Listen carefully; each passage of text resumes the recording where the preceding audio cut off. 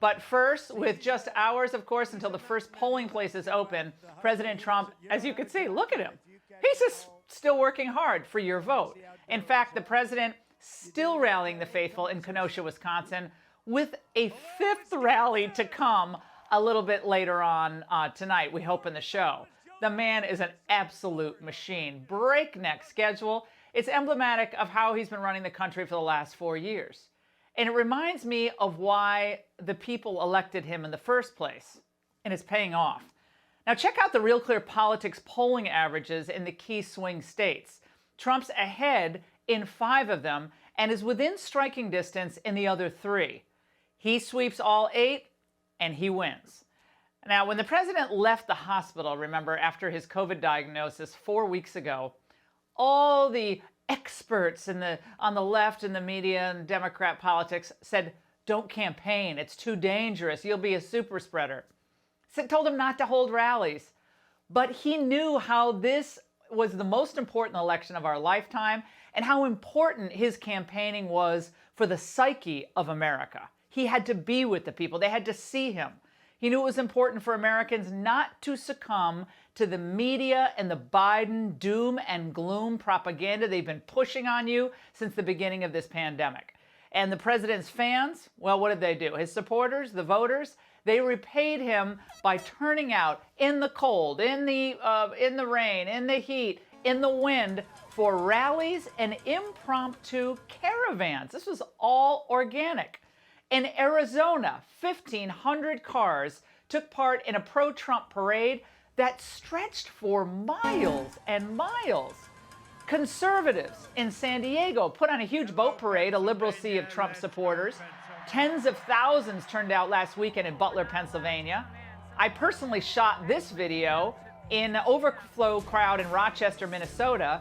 And then check out these crowds last night. This is in Rome, Georgia. Check it out. Then Miami, of course. This was the scene. It was a massive party there. And here's Trump in Traverse City, Michigan earlier tonight. Again, huge crowds. That crowd just goes on forever and ever. Again, organic. Oh, this is an organic movement. It's a love for this president. Meanwhile, the favorite candidate of China, Silicon Valley, and Wall Street is out ranting on the trail and being propped up by the same out-of-touch forces that failed Hillary in 2016. I work for Lady Gaga. No other nation can touch us. Everybody knows who Donald Trump is. We choose truth over lies, constant lies. Donald Trump's not strong, he's weak. We choose truth over lies. Gosh, he doesn't seem so confident to me. Now, you compare that to Trump's final rallying cry. For him, it's about the people, even more so than about Biden. Do you want to be ruled by the arrogant, corrupt, ruthless, and selfless political class? Or do you want to be governed by the American people themselves? We will never be a socialist nation, and that's what they're trying to tell you. If I don't always play by the rules of Washington and the Washington establishment, it's because I was elected to fight for you, and I fight harder and harder and harder. And that is true. For months, we've been told that lightning can't strike twice. But of course, the media on the left are missing what's happening, the nature of what we're seeing, the crowds, the pop-up caravans. Look at it. In boat parades, the passion. I've never seen boat parades. When did that start? They're all happening whether the media reports about it or not, and whether the left believes it or not.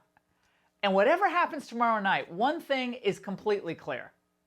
This movement, this America First movement, is here and it ain't going anywhere.